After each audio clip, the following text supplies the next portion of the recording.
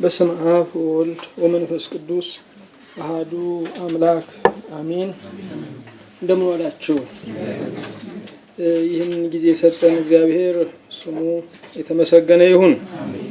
ቅድም በነበረን ክፍል የትምህርታችን ርዕስ ትምህርተ ኖሎት የሚል ነው። የእረኝነት ትምህርት ማለታችን ነው። እረኛ ማለት ምን ማለት ነው የሚለውን እያየን ነበረ። በቀጥታ የእረኝነት ጸጋ መገለጫ የሚለውን እያየን ነው። የእረኛን ባህሪያት የምንመለከተው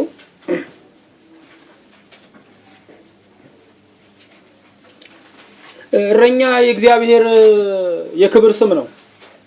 እግዚአብሔር እረኛዬ ነው፣ የሚያሳጣኝ የለም። በለመለመ መስክ ያሳድረኛል፣ በዕረፍት ውኃ ዘንድ ይመራኛል።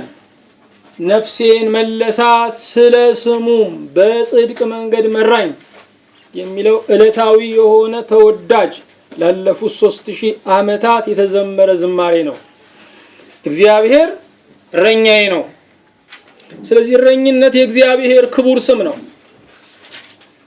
እረኝነት እግዚአብሔር ሕዝቡን የሚያስተዳድርበት መዋቅር ነው፣ ወይም ያስተዳደሩ መልክ ነው።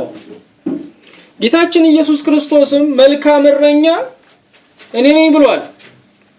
መልካም እረኛ እኔ ነኝ ብሏል። የመልካም እረኛ ደግሞ መገለጫው ነፍሱን ስለ በጎቹ አሳልፎ መስጠት ነው። በኤፌሶን ምዕራፍ 4 ቁጥር 11 ላይ ስንገባ ከቤተ ክርስቲያን ዋና ዋና የአገልግሎት ዘርፎች አንዱ እረኝነት ነው። 5 ነገሮች ተገልጠዋል። ሐዋርያ፣ ነቢይ፣ ወንጌላዊ፣ እንደገና አስተማሪና እረኛ። በነቢያትና በሐዋርያት መሰረት ላይ ታንጻችኋል ስለሚል መሰረት የሆኑ አገልጋዮች አሉ። እነሱ ነቢያትና ሐዋርያት ናቸው።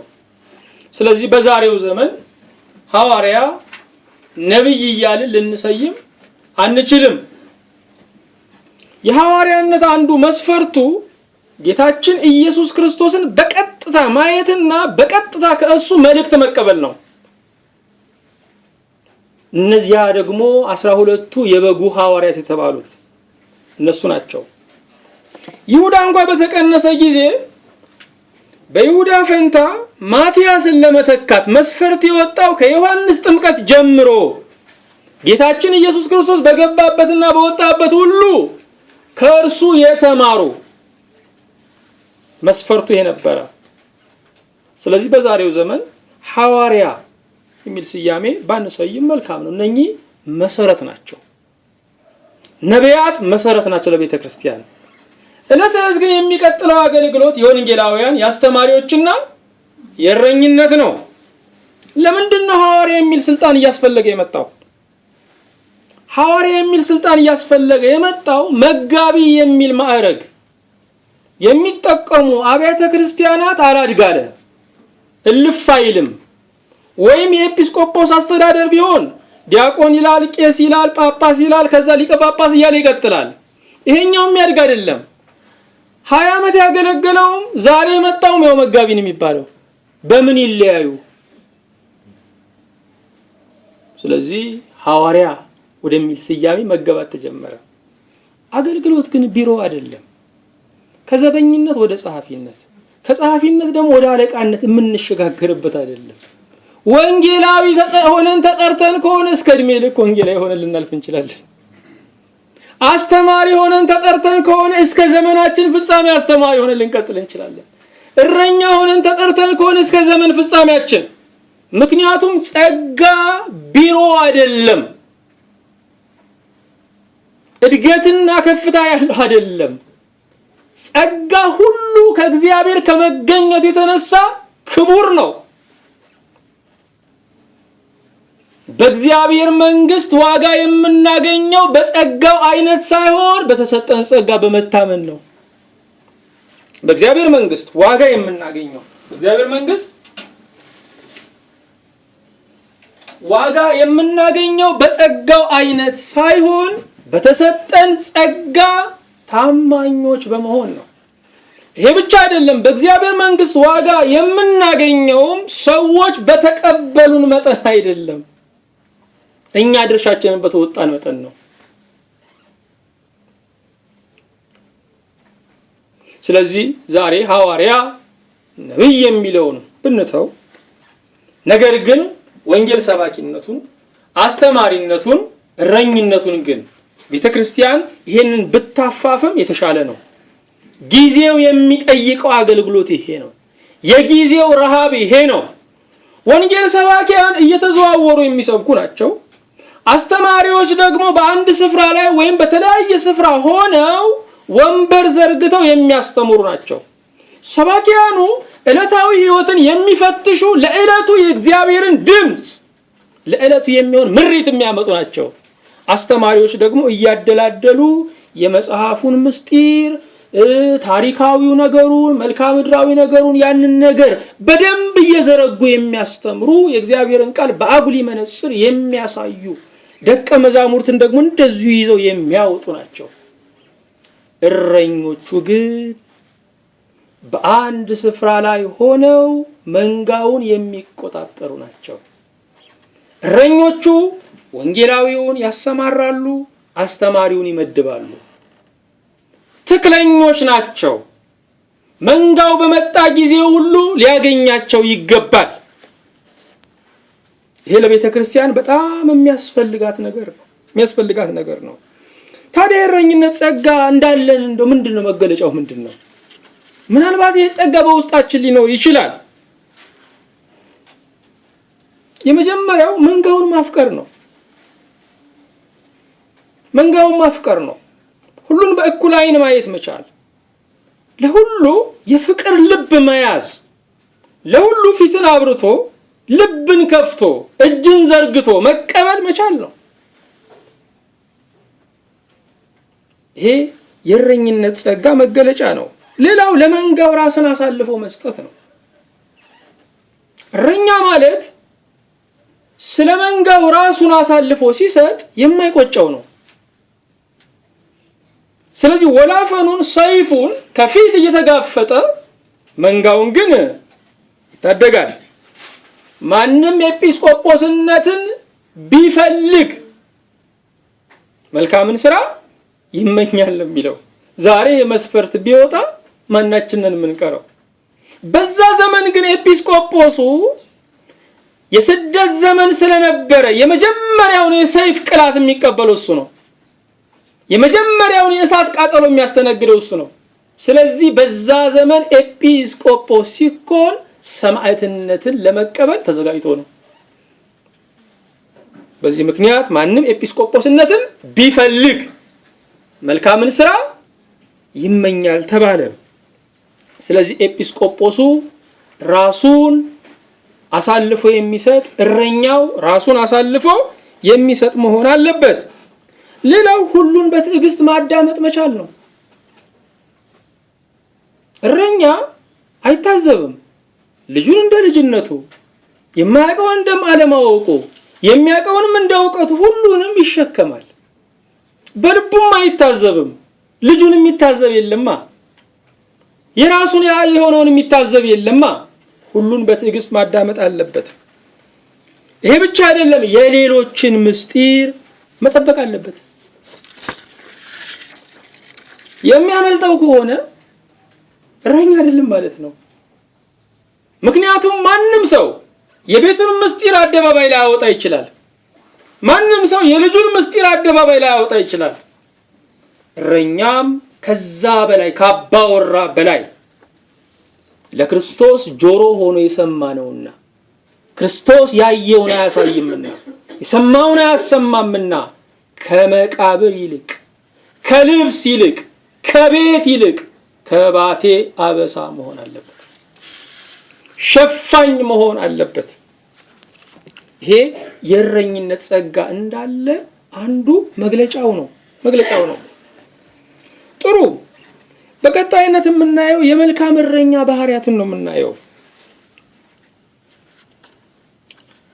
ቶሎ ቶሎ ነው የምናየው። ምክንያቱም የመልካም እረኛ ባህሪያት ለዛሬው ትምህርታችን ወደ 30 የሚጠጉ ባህሪያት ናቸው። የመጀመሪያው ስለ በጎቹ ነፍሱን ያስይዛል።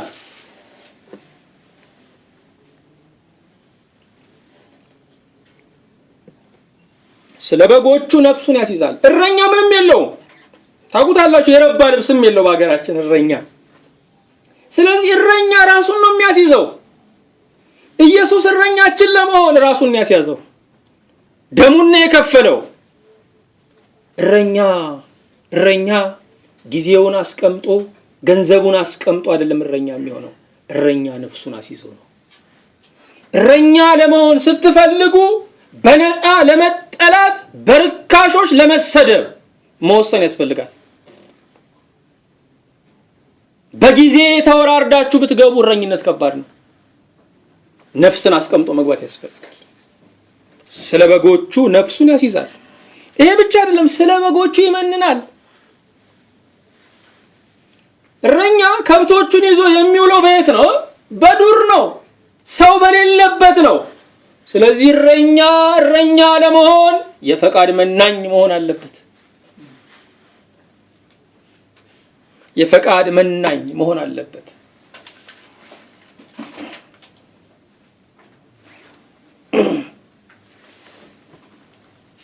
ስለዚህ መልካም እረኛ በፈቃዱ ለመመነን መዘጋጀት አለበት። ሰው የሚያደርገውን ሁሉ ላያደርግ ይችላል። ሰው በሚውልበት ልታይ በሚልበት ሁሉ ላይታይ ይችላል። ምክንያቱም መልካም እረኝነት ያስመንናል። ሶስተኛ በሰላም ቀን ከፊት ሆኖ ይመራል። ፊት አውራሪ ይሆናል። ከፊት ይቀድማል። ከፊት ሆኖ ይመራል። ምክንያቱም እሱ ባልቀደመበት መንጋው አይከተልም። ይሄ ነገር ተፈጥሯዊ ግንኙነት በመሆኑ መንጋው ምንጊዜም የሚከተለው እረኛውን ነው። ስለዚህ በሰላም ቀን ከፊት ሆኖ መምራት አለበት። አራተኛ መልካም እረኛ በክፉ ቀን ከኋላ ሆኖ ዱሩን ያሳልፋል። ዱሩ የአራዊት መናገሻ ነው። ስለዚህም እረኛው ቀድሞ በጎቹን ካስከተለ ይበላሉ። ልብ አድርጉ፣ አውሬው የሚፈልገው በጎቹን እንጂ እረኛውን አይደለም። ስለዚህ የእረኛው ጉዳት ስለ በጎቹ ነው። በጎቹን ሲፈልግ እረኛውን ሊጎዳ ይችላል። አውሬው ግን በቀጥታ ግንኙነቱ ከምን ጋር ነው? ከበጎቹ ጋር ነው። በጎቹን መብላት ነው የሚፈልገው። ሁለቱም በጎቹን ይፈልጋሉ። እረኛውም ይፈልጋል፣ አውሬውም ይፈልጋል። አንዱ ለመብላት፣ አንዱ ለማብላት። ስለዚህ በክፉ ቀን እረኛው በጉን ሁሉ ከአራዊት መናገሻ ካሳለፈ በኋላ ነው እሱ የሚያልፈው፣ ሞትን ለራሱ ጋብዞ። አምስተኛ ማልዶ ይነሳል። አለቃ መሆን ማለት አሉ አንድ ሰው ሲናገሩ፣ አለቃ መሆን ማለት መሪ መሆን ማለት ከሰው ቀድሞ መስሪያ ቤት መግባት ከሰራተኛ በኋላ መውጣት ነው። አንዳንድ ትልልቅ ህንጻዎች ላይ በምሽት መብራት የበራበት ቢሮ ካያችሁ ያለቃ ቢሮ ነው። ምክንያቱም አለቃ ሲሆን ሰው መሪ ሲሆን ማልዶ መግባትና አርፎ ደግሞ መውጣት አለበት። ሌላው ግን ምንም ችግር የለም። ከ10 ሰዓት በኋላ መስታወት የሚያዩ መታጠቢያ ቤት፣ ቢሮ የሚመላለሱ ስራ ሁሉ ሽም አይላቸዋሉ። አዎ መሪው ግን እንዲሆን አይችልም። አለቃው እንዲሆን አይችልም። ማልዶ ይነሳል። እረኛ በጠዋት ነው የሚነሳው።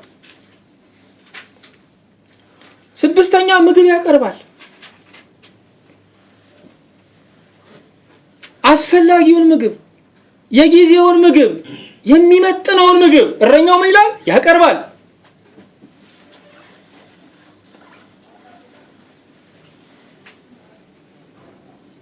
ሰባተኛ የእረፍት ጊዜ ይሰጣል።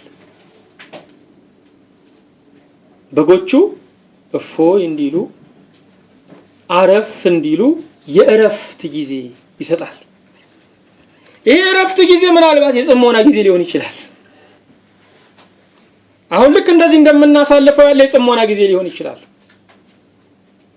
እንደው ካነሳ ነው አይቀር ስለ ጽሞና ምንነት አንድ አባት ሲናገሩ ምን አሉ? ጽሞና ምንድነው ብሎ ይጠይቃቸዋል ምዕመኑ። ጽሞና ማለት አሉ ወሰዱትና ድፍርስ ውሃ ጋር ወሰዱትና ውሃውን በጠበጡና እስቲ ራስ ይታያል አሉት። አይታየኝም። በግርግር ውስጥ ስትሆን ራስ አይታየም። ኩልል ያለ ውሃ ጋር ወሰዱት። እስቲ ጎንበስ በል ምን ይታያል? ራስ ይታየኛል። ራስን ለማየት ከፈለክ ጽሞና ያስፈልጋል። ጽሞና የጠራ ውሃ በመሆኑ መልክን ያሳያል፣ ራስን ያሳያል። ስለዚህ እረኛው የረፍት ጊዜ ይሰጣል፣ የጽሞና ጊዜ ይሰጣል። በዛ ሰዓት ነው በጎቹ አረፍ ብለው የሚያመነዥጉት። በዛ ሰዓት ነው በጎቹ አረፍ ብለው የበሉትን የሚያዋህዱት። ስምንተኛ ሲባዝኑ በድምጽ ይመልሳል። ተመለሽ ይላል። ድምጹን ያውቃሉ፣ ይመለሳሉ። አንዳንዴ ደግሞ ይፋንናሉ። ስለዚህ ዘጠነኛ እምቢ ሲሉ በበትር ይቀጣል። ቤተክርስቲያን ወይም እረኞች ቅጣት ማስተላለፍ መንፈሳዊ ስልጣናቸው ነው። ስለዚህ ቢቀጡን አክብረን ነው መቀበል ያለብን። እግዚአብሔር ነው የቀጣን። የነሱን እምቢ ካልን የማንችለው ይመጣል። የፍቅር ቅጣትን እምቢ ስንል ሌላን የሚከተለው ማለት ነው። ስለዚህ እረኞች በበትር ይቀጣሉ። ድሮ እንደውም እንገርፍ ነበር መቼም አንበርክከንም። እንደዚህ ያሉ የተባረኩ ምዕመናንንም አይተናል። በእውነት ከስራቸው መጥተው ያጠፉትን ያውቃሉ፣ ገብተው ተንበርክከው ይጠብቃሉ። እንመታቸው ነበረ። ዛሬ ስንገናኝ ከስንት ዓመት በኋላ ስንገናኝ ያን ጊዜ ይላሉ። በዛውስ ባርኮትና ለዘመናት የሚተርፍ ኃይል አለ። እስከ መቅጣት ድረስ እረኞች የማይደፍሯችሁ ከሆነ ችግር አለባችሁ ማለት ነው። በክብራችሁ ነው የተገናኛችሁት ያላችሁት እንጂ በበግነት አይደለም ማለት ነው። አስረኛ እንዲጠባበቁ ይቆጣል። አሁንም በእረኝነት ውስጥ አንዱ መፍጠን ይፈልጋል። ጎበዝ ነዋ፣ ጠቦት አላ። ግልገሎቹ በጎቹ ደግሞ ያዘግማሉ። ተጠባበቁ እያለ ረድፍ ያስይዛል። እንዲጠባበቁ ይቆጣል። አንዳንዶች እንግዲህ በጣም በመንፈሳዊ ሕይወት ሄደናል የሚሉ ይኖራሉ። አድገናል ይላሉ። ካላደጉ ጋር እንዴት እንማራለን የሚሉም አሉ። የማደግ ምልክቱ ግን ታናሽን መሸከም መቻል። የ8 ዓመት ህፃናት የ4 ዓመት ወንድማቸውን ተሸክሞታ ያላችሁ ስትጠይቋቸው ማደጋቸውን ለመግለጽ ነው። ወንድማችሁ የማይከብዳችሁ ከሆነ ታናሹን የምትሸከሙ ከሆነ በእርግጥ አድጋችኋል። ጥሎ ማለፍ አይደለም ክርስትና፣ ተጋግዞ መጓዝ ነው። ተዛዝኖ መጓዝ ነው ክርስትና እንጂ ጥሎ ማለፍ አይደለም፣ ውድድር አይደለም።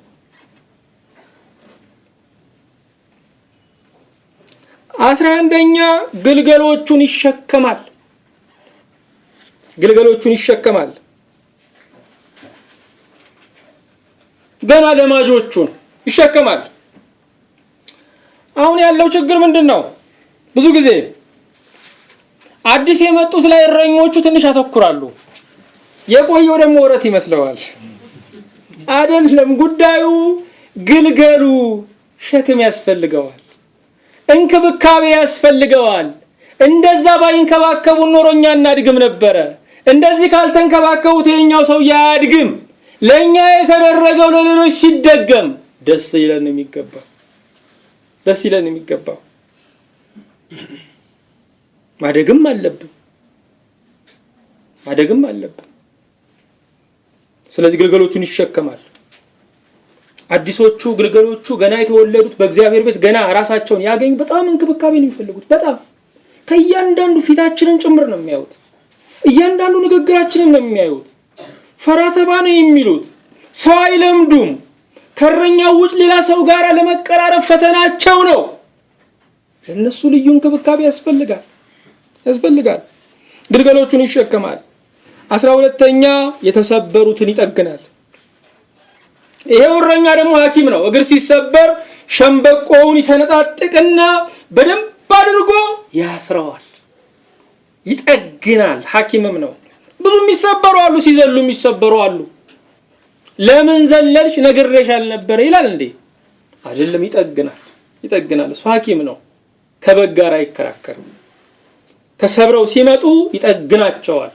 ዛሬም በብዙ በምርጫቸው በስህተት በተለያዩ ባለማወቅ በእውቀት ምዕመናን ይሰበራሉ። ጉዞው ቀጥ ያለ አይደለም። ጉዞው ከፍና ዝቅ ያለ ነው። አልጋ ባልጋ ነው መንገዱ አይደለም። አልጋ ባልጋ ነው መንገዱ ወደ ቁልቢ ሲሄዱ። አሁን ናዝሬት ላይ ጥሩ ቁርስ በልቶ ዱለቱን፣ አሰበ ተፈሪ ላይ ደግሞ ክትፎን በልቶ፣ ከዚያ ደግሞ ድሬዳዋ ደግሞ የሚቀበልም ነገር ደግሞ አለ። እሱን አድርጎ አልጋ ባልጋ ነው። የክርስትናው ጉዞ የሰማይ መንገድ ግን አልጋ ባልጋ አይደለም። መውደቅ መነሳት ያለበት ነው። እንደ ኪሎ ሜትር ድንጋይ 30 ብሎ የሚቀር አይደለም። አንዳንዴ 25 ይሆናል፣ አንዳንዴ 35 ይሆናል። ከፍና ዝቅ አለው። የህይወት መንገድ ከፍና ዝቅ አለው። ስለዚህ የተሰበሩትን ይጠግናል።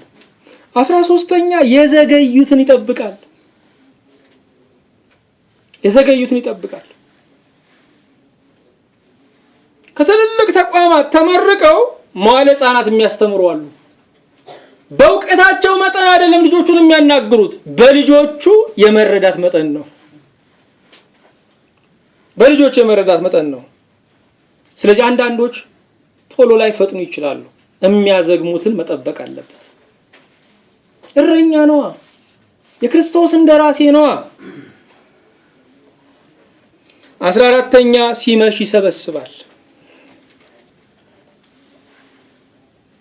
አሁን ይሄ ሰዓት የበጎች የከብቶች መግቢያ ሰዓት ነው። መግቢያ ሰዓት ነው። የታመሙ በሽተኞች እንኳን ቀና በሉ፣ ከብት የሚገባበት ሰዓት ነው፣ ጥሩ አይደለም ይባላል። ስለዚህ ከብት የሚገባበት ሰዓት በጣም በሽተኛም ያከብረዋል። እረኛው ያስገባ ነዋ ሲመሽ። በዘመን ምሽት በቀን ምሽት እረኛው መሰብሰብ አለበት። የት ናችሁ ማለት አለበት። ሲመሽ ይሰበስባል። አንዳንድ ጊዜ ቁጥጥሮች በዛ ይላሉ። እንደው ከተገኘ ጥሩ ነው ወገኖች፣ አትጥሉት። እኔ እንደዛ የሚንከባከበኝ ባገኝ ወገኖቼ፣ እንደው ኧረ በተገኘ እንዴት ገባ የተወጣ የሚል ስለኔ የሚያስብልኝ የት ተገኝቶ። ዛሬ እኮ እረኞች እረኛ አላገኙም፣ መካሪዎች መካሪ አላገኙም እኮ። ለዚህ ነው አገልግሎታቸው የሻማ አገልግሎት ነው። አብረው ነው የሚያልቁት። እነሱ ሲያልቁ ብርሃኑ አብሮ ያልቃል። የጌታ ፈቃድ ግን አይደለም። የሻማ አገልግሎት እንድናገለግል አይደለም። ከኃይል ምንጭ ጋራ ተዋህደን ልክ እንደዚህ አምፖል በቀጣይነት እንድናበራ ነው የጌታ ፈቃዱ። ሲመሽ ይሰበስባል። 15ኛ ከሌላ መንጋ ጋር እንዳይቀላቀሉ ያደርጋል።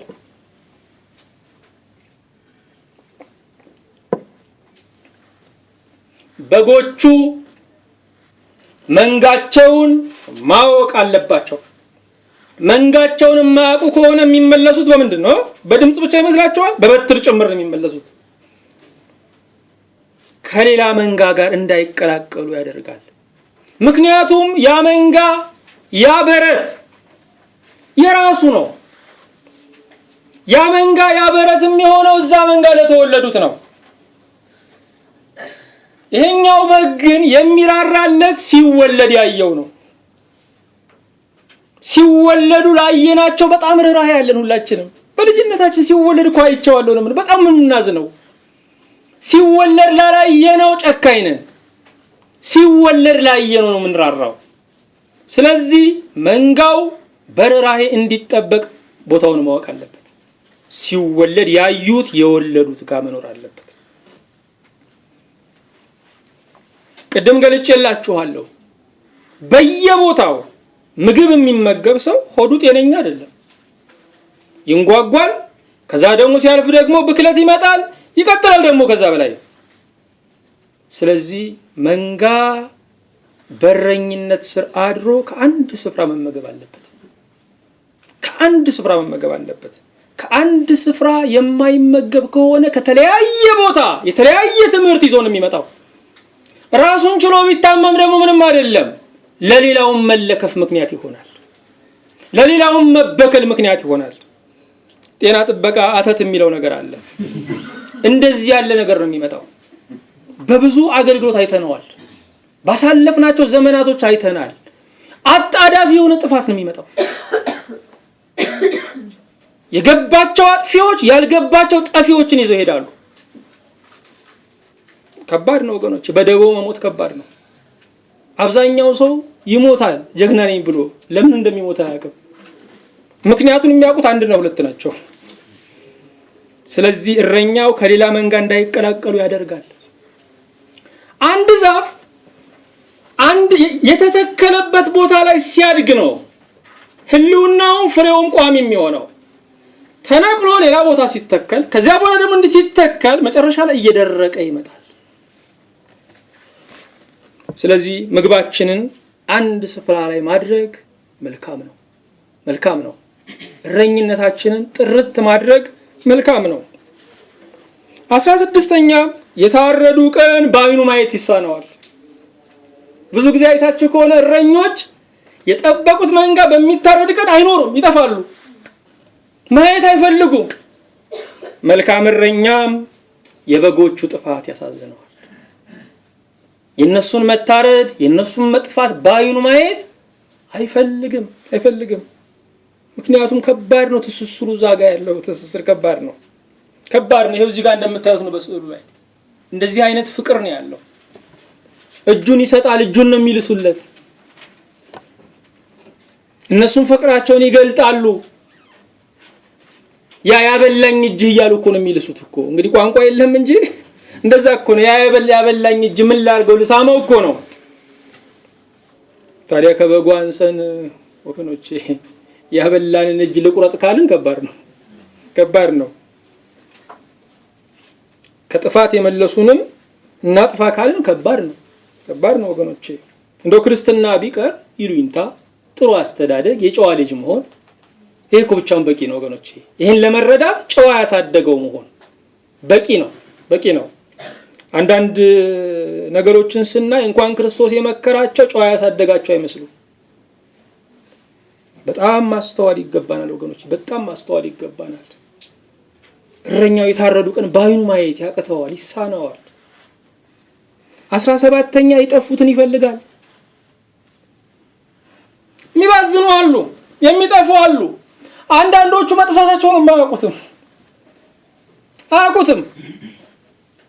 እረኛው ግን ይፈልጋል። መቼም አንድ እረኛ ከከብቱ ጋር ከ24 ሰዓት በላይ ልዩነት አያደርግም። ከ24 ሰዓት በላይ ከተለያዩ እሱም እረኛ ያችን በግ አይደለችም። የማያቋርጥ ግንኙነት ያላቸው። በዚህ በግብጽ ሀገር አሉ ሲነግሩኝ፣ አንድ ምዕመን ከቤተ ክርስቲያን ሲቀር የቅርብ ተጠሪው ቄስ ሄዶ ምን ሆነ ነው ይላል በአንድ ሳምንት። ካልመጣ ሁለት ሆነው ደግሞ ይላሉ በሚቀጥለው። በሶስተኛ ካልመጣ ደግሞ ጳጳስ ይሄዳል። በአራተኛው ፓትርያርኩ እንዳይመጡ ብሎ ቤተክርስቲያን ይመጣል። በጣም ያስቀናል ወገኖቼ፣ በጣም ያስቀናል። ግን ይህንን ለማድረግ ቤተክርስቲያኒቱ ሁሉን አሟልታላቸዋለች። ለቀሳውስቱ ሁሉ ተሟልቷል። ምዕመኑም ያከብራል፣ አባቶቹን በሚያስፈልጋቸው ሁሉ ያደርጋል። በቂ መጓጓዣ አላቸው። እንኳን እኛ መጓጓዣ ልንሰጣለን ለጳጳሶቹ፣ ቢገዙ እንኳን እንበሳጫለን። ቀናተኛ ትዳር ነው የሚመስለው በምዕመኑና በአገልጋዮቹ መካከል ያለው ወገኖቼ። ብንችል እኮ ማድረግ ነው፣ ቢያደርጉ ደግሞ እግዚአብሔር ይመስገን ማለት ነው። የጠፉትን ለመፈለግ ቤተክርስቲያን በቂ አቅርቦት ያስፈልጋታል። ይሰራበት እንጂ ወገኖቼ፣ ነፍስ ለማዳን በአውሮፕላንም ሄደን ሞትን አንቀድመው። የነፍስ አገልግሎት ከሞት ጋር ነው ሽሚያው። አውሮፕላኑ ለቤተክርስቲያን የሚገባው ነፍስ ለሚያድኑ ነው የሚገባው እንጂ ለፊልም አክተሮች አይደለም። ለነሱ ደስ ይለናል፣ ለአገልጋዮች ይከፋናል። እግዚአብሔር ይርዳን ወገኖቼ። እዚህ አስታውሳለሁ በዚህ በቅርብ ቤተክርስቲያን የዛሬ 20 ዓመት ሳገለግል አንድ ስሙን የማልጠራችሁ ትልቅ አገልጋይ ስኒከር ጫማ አደረገ ተብሎ ሲከሰስ ምን ማለት ነው ወገኖቼ? ዛሬ ትንሽ ተሻሽሎ ነው። ዛሬ ደህና ነው። ዛሬ በጫማ ብዙ አንጣላ። አዎ የጠፉትን የሚፈልግ መሆን አለበት። 18ኛ በፍቅር ይቀርባቸዋል። መልካም እረኛ በፍቅር ይቀርባቸዋል። መንጋውን መቅረብ ያለበት በፍቅር ነው። በኃይልም አይደለም፣ በጭካኔም አይደለም፣ በቁጣም አይደለም። መቅረብ ያለበት በምንድነው? በፍቅር ነው። በአስፈላጊው ጊዜ ይገስጻል። ግን ተግሳጽ የሁል ጊዜ መገለጫ አይደለም። 19ኛ መልካም እረኛ ዋሽንት ይነፋላቸዋል። አይታችሁ ከሆነ መስክ ላይ አስቀምጦ ዝም አይላቸው፣ ዋሽንት ይነፋላቸዋል። ውሎ ከበጎች ጋራ ነው። ከሰው ስለተገለለ አንዳንድ ነገር ሳይገለጥለት አይቀርም ተብሎ ይታሰባል። ስለዚህ በጥንት ዘመን የነበሩ ነገስታቶች እረኛ ምን አለ ይላሉ። እረኛም አሉ በዚህ በ65 በ66 ሎሚ ተራ እናቴን አደራ ብሏል ተባለ። እንግዲያው እናቷ የምትልበት ዘመን መጥቷል ማለት ነው ተባለ። እውነትም ያ የቀይ ሽብር ዘመን መጣ። ስንቱ ረገፈ። በሀገራችን እንደ ነቢያት ነው የሚታዩት። ከሰዎች ገለል ብለው በእረኝነት ነው ያሉት። ስለዚህ አንዳንድ ነገር ይገለጽላቸዋል። እረኛ ምን አለ ይባላል። የፍቅር ዜማ ያዜምላቸዋል። እንዴት ከባድ ቁርኝት ነው አይደለ ወገኖቼ? ይሄ ነገር ለጸጋ መንፈስ ቅዱስ ቀላል፣ ለፍቅር ልብ ቀላል ነው። ለንግድ በጣም ከባድ ነው። ይከብዳል። 20ኛ የማያዩትን ያይላቸዋል። በጎች ምንም ቀና ብለው ለራሳቸው የሚያደርጉት ጥበቃ የለም። ዝም ብለው ነው በቃ የሚገጡት። አይን አለኝ ብለው አይናቸው እረኛ ነው። እሱም ከፍ ያለ ቦታ ተቀምጦ ያያል። የማያዩትን ያይላቸው። አንዳንዶቹ ወደ ገደል ነው ሳር የሚግጡት። ደግሞ ገደል አፋፍ ላይ ያለ ሳር በባለ ሀገር የምታውቁ ከሆነ በጣም ለምለም ነው። ገደል አፋፍ ላይ ያለ እነሱ የሚያዩት ልምላሜውን ነው፣ ገደሉን አያዩም። ስለዚህ ይመልሳቸዋል። ለምለም ከሚመስል ገደል ጠላትንም በሩቅ ያይላቸዋል።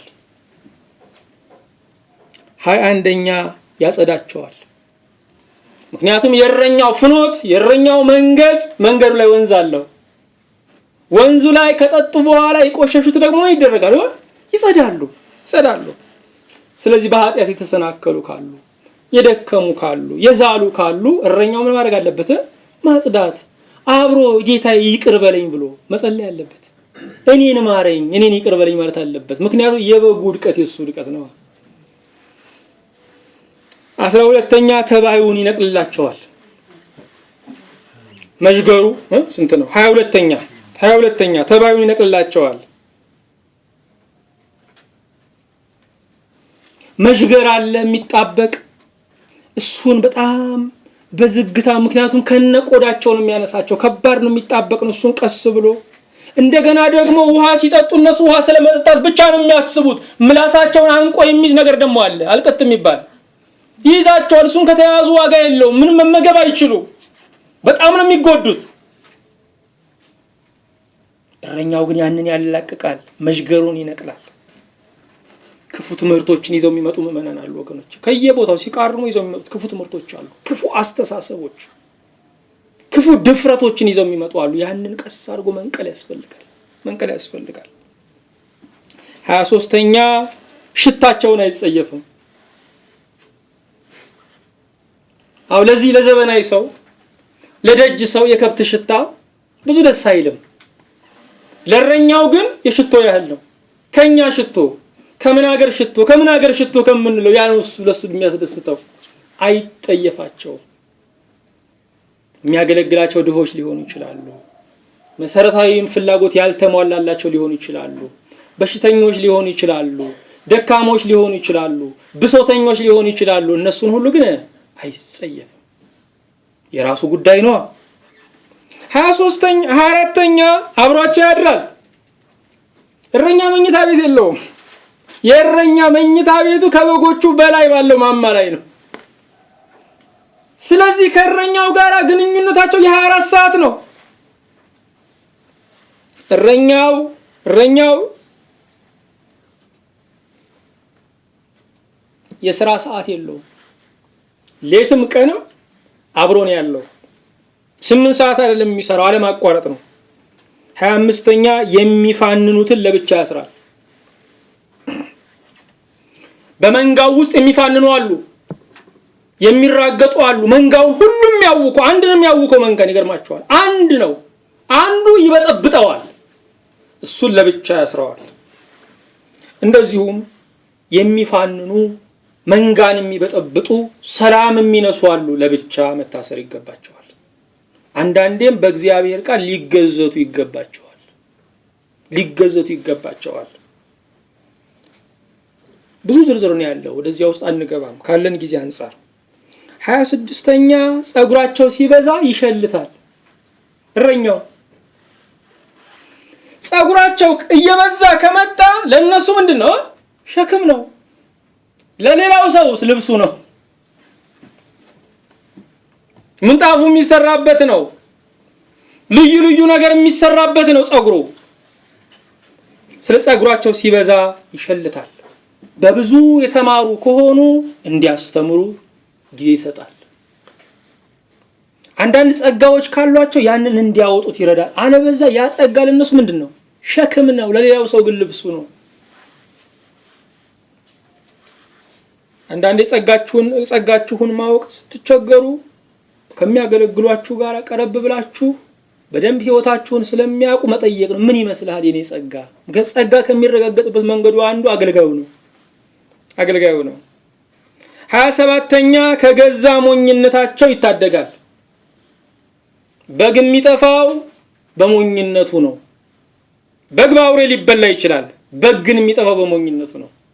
ስለዚህ ከገዛ ሞኝነታቸው ከነማን ጋር እንደሚውሉ ባለማወቃቸው፣ ምን እንደሚሰሙ ባለማወቃቸው ከሞኝነታቸው ይታደጋቸዋል። በግናቸውና ሞኝነትም አንዳንድ ያጠቃቸዋል። ከነሱ ሁሉ ይታደጋል። በል ይሄን አቁም፣ እዚህ መሄድ የለብህም፣ እንዲህ ማድረግ የለብህም ይላቸዋል። እረኛው የማያዩትን ስለሚያይላቸው ከጥቅሙ አንፃር ስለማይነግራቸው ሊያከብሩ ይገባል። 28ኛ ከሰው እርሻ ሲቃርሙ ይከለክላል። በግናቸው እንስሳ ናቸው፣ እህሉንም እግዚአብሔር የፈጠረው ነው፣ ገብተው ይውሉ ይላል እንዴ? አይልም። የራሳቸው የግጦሽ ቦታ አላቸው። ስለዚህ ከሰው እርሻ የሚቃርሙትን እዛም የሚሉትን ይከለክላል። በዚህ በመንደር ውስጥ አይታችሁ ከሆነ ትክል ምጣድና ዘዋሪ ምጣድ አለ። ዘዋሪ ምጣዱ በየቤቱ በነደደበት ነው የሚጣደው። አዎ በጎቹ ትክል ምጣድ ነው መሆን ያለባቸው። ዘዋሪ ምጣድ ከሆኑ ከባድ ነው፣ በሰማበት ነው የሚጣዱት። ትክለኛ መሆን አለባቸው። ያን ይከለክላል። አይደለም ይሄ እንደዚህ ነው ይላል። 29ኛ ስለ በጎቹ ይከሰሳል።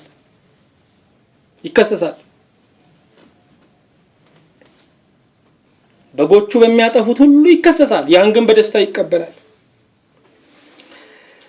በቅርቡ የካቶሊኩ ቤተክርስቲያን ሊቀ ጳጳስ ፖፕ ፍራንሲስ ላቲን ላይ አንዲት ሴት አንድ ቄስ ደፈረኝ ብላ ከሰሰች። ሰምታችሁ ከሆነ በአደባባይ ስልክ ደወሉና ለዚህ ሴት ልጄ የደፈርኩሽ እኔ ነኝ ይቅርታ አድርጊልኝ አሏት። ደነገጠች። ይቅር ብያለሁ አለች።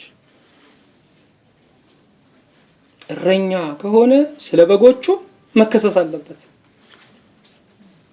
አለበት። ክርስቶስም የሕዝቡ ኃጢአት የኔ ነው ብሎ ነው የተቀበለው። ዛሬ እንደዚህ ያለ እረኛ ያስፈልጋል፣ የክርስቶስ ልብና ተግባር ያለው።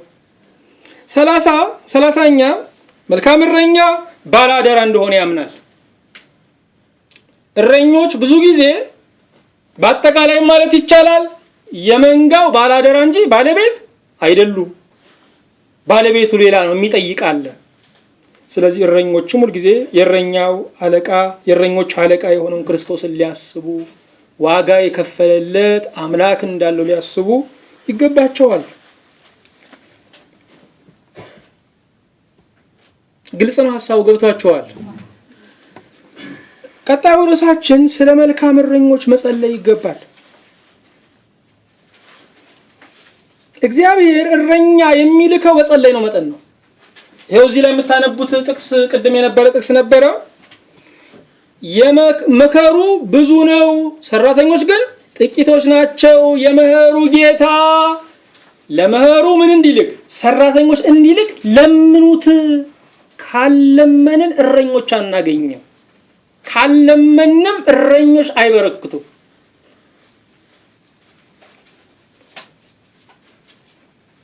ስለዚህ የምእመናን ድርሻ የጸሎት ድርሻ ነው ማለት ትልቁ ድርሻቸው ጸሎት አለ ማለት ነው። በዛ ውስጥ እግዚአብሔር መልካም እረኞች ያስነሳል። ሌላው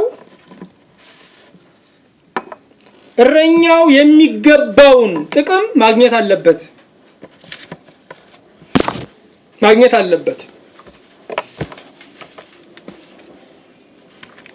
ምክንያቱም በዚህ በአንደኛ ቆሮንቶስ በምዕራፍ 9 ላይ አንደኛ ቆሮንቶስ ምዕራፍ 9 ላይ ምን ይላል?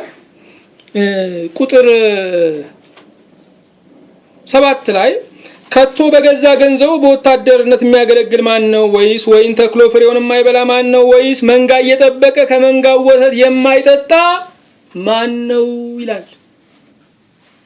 ሲጠብቃቸው የዋለው እረኛ አለብ አድርጎ አንድ ጆግ ሲጠጣ አይገባም አይሉም። እነሆም በእርጋታ ቆሞ ነው ጡታቸውን የሚለቁት ለእረኛው ስለሚያውቁት። ስለዚህ እረኛው የሚገባውን ማግኘት አለበት። በነፍሳችሁ ለሚያገለግሏችሁ በስጋቸው ልታገለግሏቸው ይገባል። ይሄ ግዴታ ነው ወገኖቼ፣ ግዴታ ነው። ህዝቡ መለመን ሰልችቶታል እየተባለ ባይነገርም ግዴታ ነው። የምትባረኩበት መንገድ ነው። የእግዚአብሔርን ባርኮት የምንቀበልበት መንገድ ነው። እግዚአብሔር ይርዳን ወገኖቼ። በዚህ አሁንም አንደኛ ጢሞቴዎስ ላይ አንደኛ ጢሞቴዎስ ምዕራፍ 5 ቁጥር 18 ላይ ከላይ ጀምሮ በመስበክና በማስተማር የሚደክሙ እጥፍ ክብር ይገባቸዋል። መጽሐፍ የሚያበራየውን በሬ አፉን አትሰር፣ ደግሞ ለሰራተኛ ደሞዙ ይገባዋል ይላልና ይልና ቀጥሎ እንደሚለው ከሁለት ወይም ከሶስት ምስክር በቀር በሽማግሌ ላይ ክስ አትቀበል ይላል። አገልጋዮችን የሚከሱ ሲኖሩ ብዙ አትቀበል ነው ያለው ሊቀ ጳጳሱ ያለ ያለው። ስለዚህ የሚያበራየውን በሬ አፉን ምንም አትበል አትሰር፣ ለሰራተኛ ደሞዙ ይገባዋል። ይሄ የጌታ ትእዛዝ ነው። የጌታ ትእዛዝ ነው። በስጋ ለሚያገለግሉን በነፍስ ለሚያገለግሉን በስጋ ልናገለግላቸው ይገባል። ከእያንዳንዱ ነገራቸው ጀምሮ ተቆጣጥር ልናሟላ ይገባል። ያንን ካላደረግንስ በረከት አናገኝም። የእግዚአብሔርን ሕግ ተላልፈናል። ምክንያቱም አምባሳደሩን በትክክል የማንቀበል ከሆነ አምባሳደር መላክ ነው የሚቆመው። መንግስቱ አይልክም። አምባሳደሩ ዋስትና በሌለው ስፍራ ላይ አምባሳደር የሚልክ መንግስት የለም። ስለዚህ እረኛውን የሚገባውን ጥቅም ማግኘት አለበት። ዛሬ በቤተ ክርስቲያን የሚወራው ነገር ይሄ ነው። በሉት የሚል ነገር ነው። ነፍስ ጠፋ የሚል ሰው የለም። ገንዘብ ጠፋ ነው የሚለው። ወገኖቼ ገንዘቡ ሊበላ ነው። ባለፈውም ነግሬያቸዋለሁ። ወደ ሰማይ በፖስታ አይላክም። የእግዚአብሔር ርስት ነው፣ ድርሻ ነው። ምእመናን የሰጡትን ነገር ደግሞ ማውራት የለባቸውም። ደግሞ ካወሩማ አልሰጡም። ስለ ታክሳቸው አውርታቸው አታውቁም። መንግስት ይወስዳል፣ ወሰደ ነው። ምንም ደግመንም አናወራም። ያ ማለት የመንግስቱ ድርሻ ነው። እግዚአብሔር ከሰጠን ለአስራት በኩራት ማውጣት ግዴታችን ነው። ያ ደግሞ አስራት በኩራት አንዱ አገልግሎቱ 24 ሰዓት ጊዜያቸውን ሰጥተው ለሚያገለግሉ አገልጋዮች ነው። ደግሞ እኮ ተሰጥቶ ቢታማ ጥሩ ነበር። መች እንሰጥና ወገኖቼ፣ ትልቁ ችግራችን እኮ ይሄ ነው። የማይሰጥ ሰው መቆጣጠር ይወዳል። ሙዳይ ሙጻት ውስጥ ገንዘብ ከከተታችሁ በኋላ እናንተ ውጡ። ምን ትሰራላችሁ? ያንን እግዚአብሔር ይጠይቀው። ምክንያቱም ከሁለት ሳትሆኑ የምትቀሩት፣ ወይ ከገንዘባችሁ ወይ ከበረከቱ። ስጦታ ማለት መስዋዕት ነው፣ ተሰውቷል፣ የኔ አይደለም። ምእመኑ ድርሻውን ይወጣ፣ አገልጋዮቹ ድርሻቸውን ይወጡ። ሁሉንም የሚቆጣጠር ጌታ በዙፋኑ አለ። ለነፍሳችሁ ያመናችሁትን አገልጋይ እንዴት ለገንዘባችሁ ትጠራጠሩታላችሁ?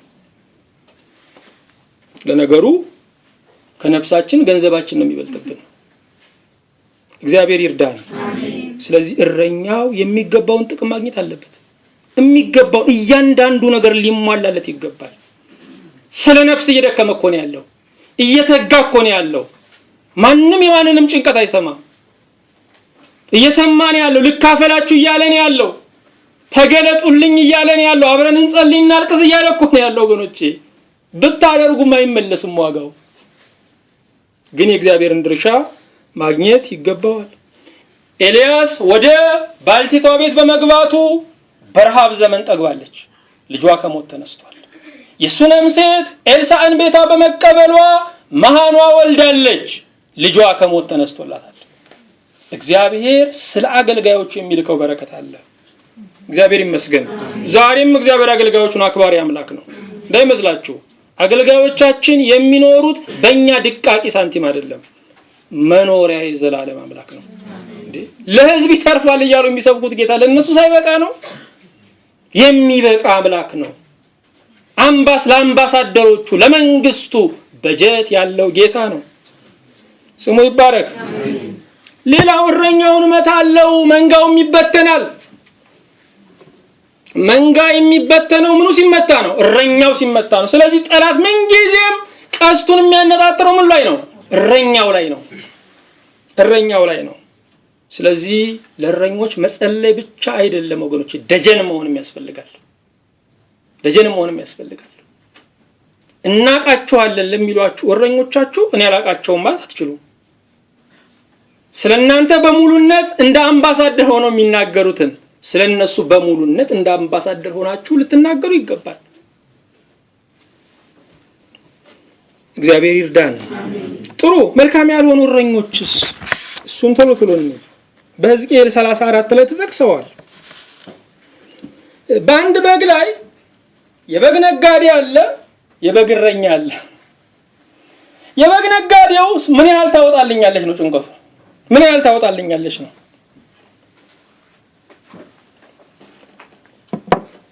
አንድ ወዳጄ ሲነግሩኝ አሜሪካን ሀገር ሄጄ ያሉ ከአንድ አገልጋይ ጋር ተገናኘን አሉ።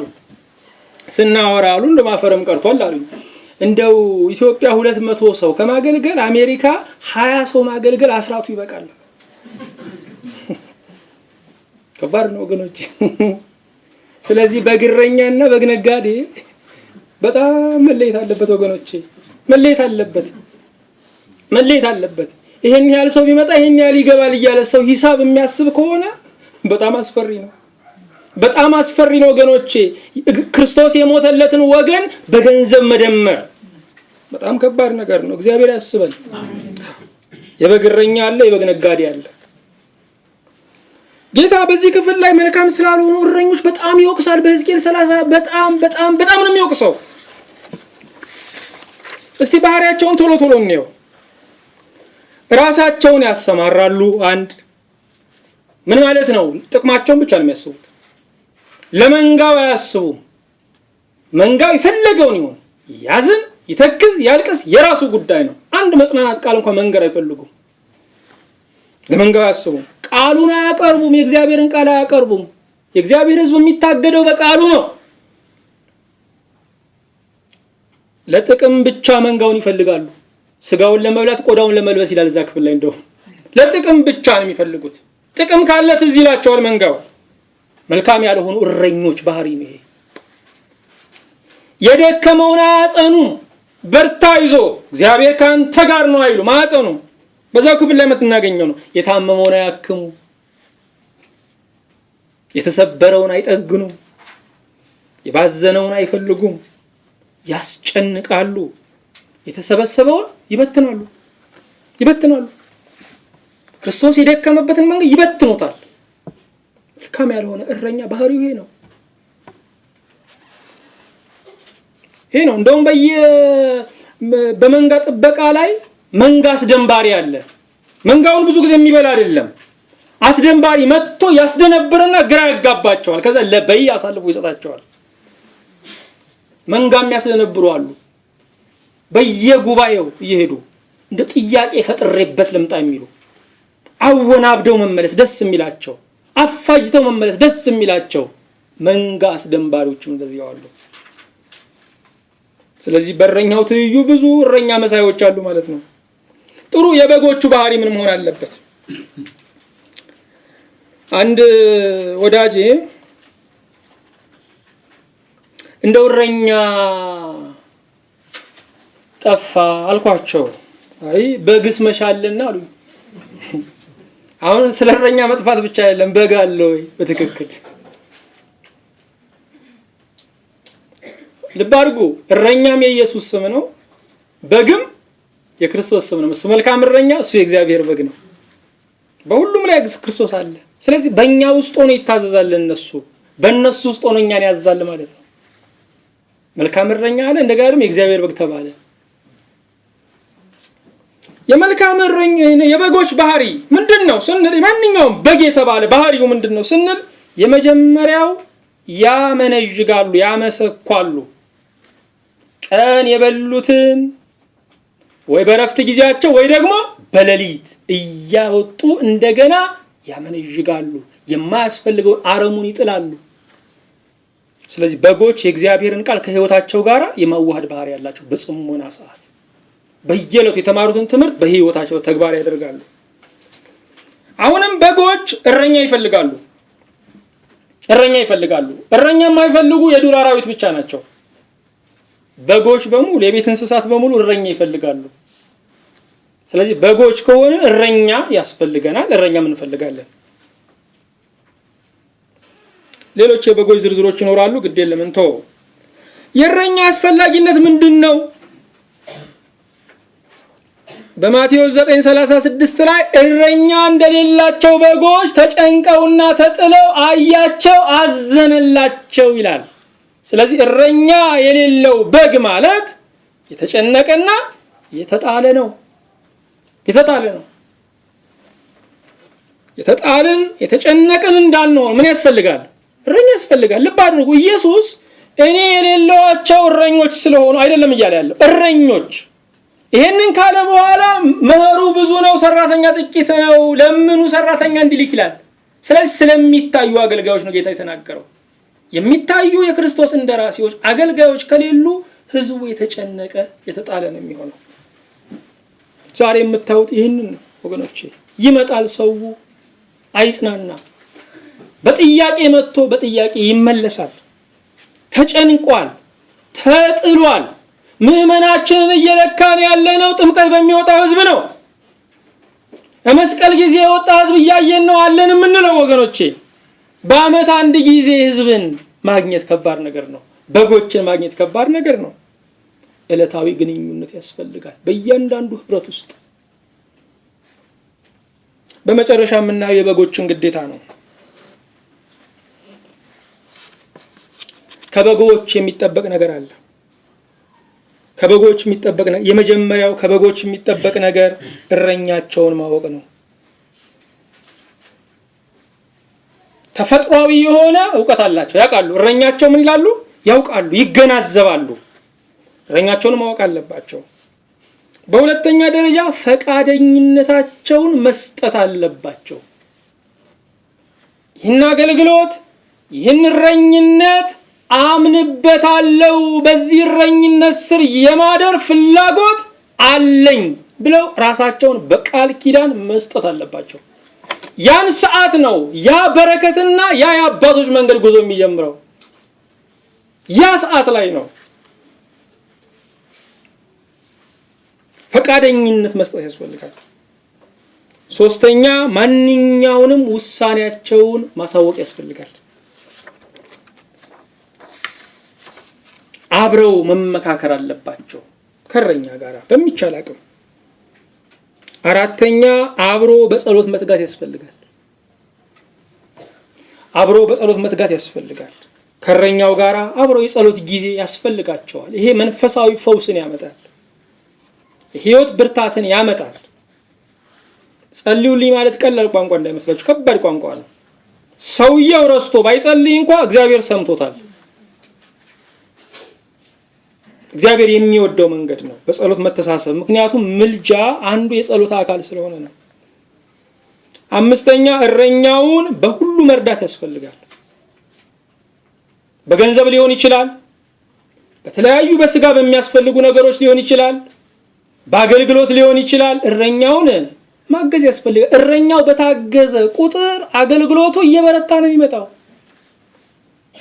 አንድ የጤና ጥበቃ ማስታወቂያ አለ።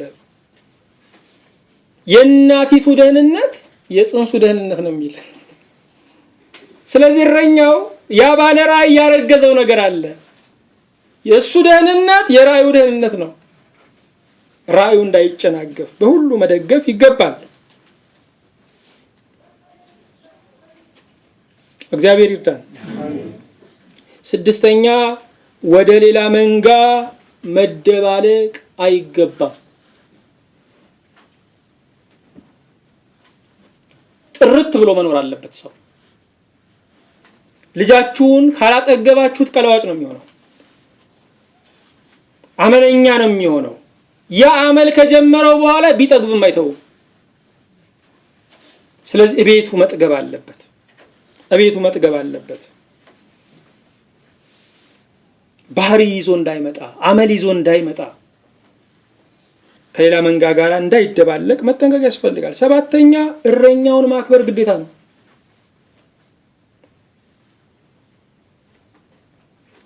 ከፍቅር የመነጨ ክብር ያስፈልጋል። ስምንተኛ ድምጽ መስማት መለየት ያስፈልጋል። የእረኛውን ድምጽ መስማት መለየት ያስፈልጋል። ያንን ድምጽ ሲያገኝ ነው የሚተኮሰው።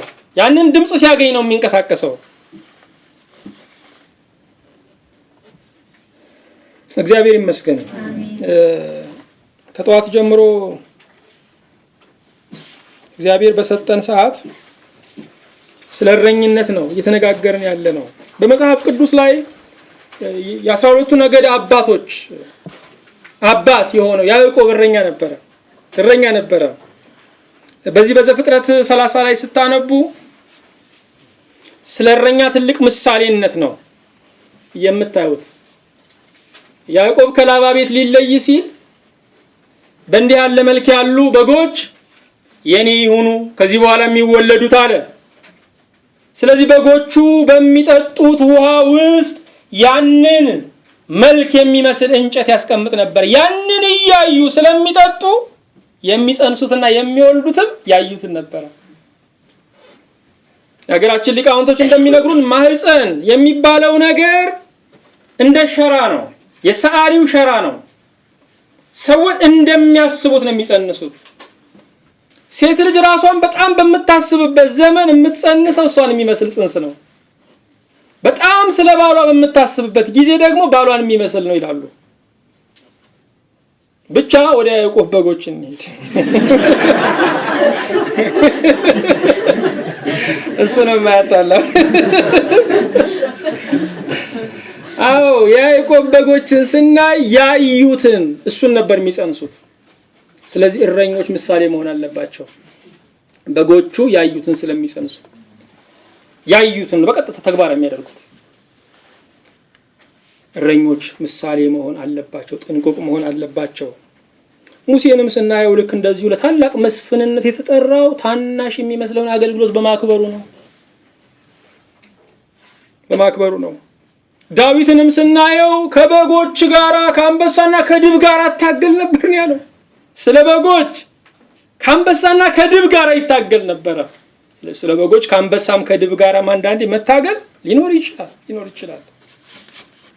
አዎ ወገኖች፣ ይህን ትምህርት መማር ያስፈለገን ለምንድን ነው ስንል ግላዊ የሆነ ክርስትና እየበዛ በመምጣቱ፣ ይሄ ደግሞ እረኛ ያስፈልገኝም የሚል ንቀትም እያስከተለ በመምጣቱ፣ ይሄ ብቻ አይደለም የእግዚአብሔር ባርኮት ስልጣን ባለመከበሩ ምክንያት እየተነሳ በመሆኑ የእግዚአብሔር ቤት ልክ እንደ ወፍ ዘፈን አውራጁ አይታወቅም፣ የወፍ ዘፈን ይባላል። ሁሉ መንጫጫት ነው። ሁሉ የሚንጫጫበት እየሆነ ምሪት ስለጠፋ፣ አንድ ድምጽ ስለማይሰማ፣ ጉዞ ስለሌለ ይህን ትምህርት መማር ያስፈልጓል። እግዚአብሔር አምላክ በዘመናት ሁሉ ለሕዝቡ እረኞችን ይልካል። የታመነ አምላክ ነው። ይሄ እግዚአብሔር ለቤተ ክርስቲያን ለሕዝቡ ካለው ቸርነት አንዱ ነው። እረኞችን፣ አስተማሪዎችን፣ መካሪዎችን፣ ፈላጊዎችን የት ናችሁ የሚሉ የሚቆጡንን የሚሰጠን የሚልክልን ማን ነው? እግዚአብሔር ነው። ሳናፍር ራሳችንን የምንገልጥላቸውን ማግኘት በእውነት ቀላል እኮ አይደለም ወገኖቼ፣ ቀላል አይደለም። ለሐኪም ምንም ግልጽ ብትሆኑ አካላችሁን ነው ገልጦ የሚያየው። ስሜታችሁን፣ ውስጣችሁን፣ ንስሐችሁን፣ ማንነታችሁን፣ ድካማችሁን ከእግዚአብሔር ቃል አንጻር በጸሎት ለመደጋገፍ ከእረኛ ፊት ስትገልጡ በእውነት ከእረኛው ይልቅ የታደሉት የሚደመጡት ናቸው፣ የሚሰሙት ናቸው። ስለዚህ ይህንን በጣም አክብረን ልንይዝ ይገባል። ይህ ብቻ አይደለም፣ የእረኛን ትርጉምና የእረኛን ዋጋንም ማወቅ አለብን። የእረኛን ትርጉም፣ የእረኛን ዋጋ ማወቅ አለብን። እግዚአብሔር ለእረኞች ኃይል እንዲሰጥ መጸለይ ያስፈልጋል። ለምንድነው ስንል ፈተናው ትግሉ ብዙ ስለሆነ። በጎቹን ለመብል የሚፈልግ አውሬ መጀመሪያ እነሱን ማጥፋት ነው የሚፈልገው። በቀላሉ በጎቹን ማጥፋት የሚቻለው እረኛው ሲመታ ነው። ስለዚህ ለእረኞች መጸለይ ያስፈልጋል። እረኞችን በሁሉ መደገፍ አለሁ ማለት ያስፈልጋል። ምክንያቱም ከስጋ ወላጆቻችን ይልቅ እነዚህ የሚበልጡ ናቸው። ስጋ ወላጆቻችን ለስጋችንና በዚህ ዓለም ላይ ላለን እሴት ብቻ ነው የሚያስቡልን። እነኚህ ለዘላለሙ እነኚህ ናቸው ገሃነምን እያዩ የሚሰቀቁልን፣ ገሃነምን እያዩ የሚቆጩልን እነኚህ ናቸው። በጣም ልናስብ ይገባናል ወገኖቼ። መቼም ክቡር ነገር የሚቆየው ስናከብረው፣ በዋጋው ስንይዘው ነው። ስለዚህ ይህንን ሕያው አገልግሎት ነው፣ የእረኝነት አገልግሎት አክብረን ልንይዝ ይገባናል። ቀሪ ዘመናችን ሁሉ ደግሞ እንደ እግዚአብሔር ቃል እንደ ቃሉ የሆነ እርምጃ ያለው እንዲሆን እግዚአብሔር መንፈስ ቅዱስ ያግዘን። በዚህ ውስጥ ካለው ባርኮት ደግሞ አንዱም አይለፈን። እግዚአብሔር የዘመናት አምላክ፣ ሁሉን የምትችል ግርማዊ ጌታ፣ ሁሉን የምትችል ትልቁ የበጎች እረኛ፣ የማትሰወር ሕዝብህን ጥለህ የማጠፋ አንተ ደግ መሪያችን በእውነት እናመሰግንሃለን። ስለዚህ ቀን ስለ ጊዜው ሁሉ እናከብርሃለን። ሁሉን የምትይዝ አምላካችን ሆይ ስለ ምሕረት ታላቅነት ሕዝብህን ሁሉ ደግሞ ከበግ ነጋዴዎች፣ ከአራዊት መንጋን ከሚያስደነብሩ፣ ስህተትን ከሚዘሩ፣ ለቤተ ክርስቲያን ጌታ ሆይ የቤተ ክርስቲያን ውስጥ ልብስ በዓለም ፊት ከሚገልጡ፣ አባቶችን ከሚያዋርዱ፣ ክብርን ከሚያጠፉ ሁሉ ሕዝብህን እንድትታደግ በስምህ እንለምናለን። መልካም እረኞችን፣ አርአያነት ያላቸውን፣ ራሳቸውን አሳልፈው የሚሰጡ፣ በክርስቶስ ፍቅር የነደዱትን ደግሞ ዛሬ እንድታስነሳን ማለድሃለን። ለሚያገለግሉ አገልጋዮች፣ ድርሻቸውን ለተወጡ፣ ድርሻቸውን ደግሞ እያደረጉ ላሉ ብዙ ኃይል፣ ብዙ ክብር፣ ብዙ ጸጋ እንድትጨምር ጌታ ሆይ ማለድሃለን። ለዓለም ሕዝብ ሁሉ፣ ለክርስቲያን ዓለም ሁሉ ጌታ ሆይ ከፊት የሚመራ በክፉ ቀን ደግሞ ከኋላ ሆኖ የሚያሳልፍ መልካም እረኛን እንድታስነሳን ማለድሃለን። እንደ ቸርነት እንደ ምሕረት ታላቅነት ጌታ ሆይ በዘመናት ሁሉ ሕዝብን የባረክበት ይህ በረከትህ እንዲደርሰን ባሪያዎችህንም መልካም በጎች እንድታደርገን መልካም እረኞችንም እንድታበዛልን እንለምንሃለን። ስለረዳህን ከኛ ጋር ስለነበርክ ቀኑን ስላዘዝክበት ምርኮ አድርገህ ስለሰጠህን ታላቁ ስምህ ይባረክ። በአንድ ልጅ በኢየሱስ ክርስቶስ በእርሱ ያለ ክብር ጽን ለአንተ ይገባሃል። ከእርሱ ጋራ ከመንፈስ ቅዱስም ጋራ ትክክል የሚሆን ዛሬም ዘወትርም ለዘላለሙ አሜን።